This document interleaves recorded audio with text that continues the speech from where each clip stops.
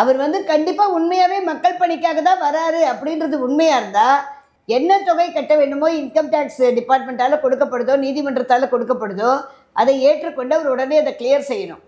அதை அவர் வந்து கட்டி முடிக்கணும்.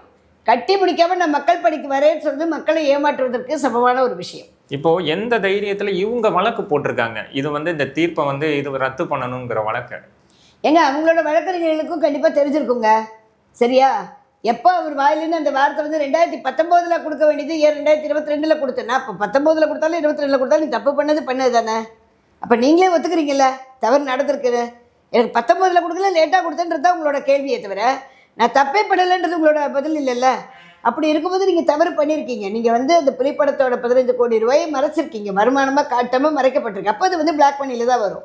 அப்போ அது மாதிரி நீங்கள் மறைக்கப்பட்ட அந்த படத்துக்கான வருமானத்தை நீங்கள் கட்டலைன்னா கண்டிப்பாக அதை கேட்குற உரிமை வருமான வரித்துறைக்கு அரசாங்கத்துக்கு கண்டிப்பாக உண்டுங்க.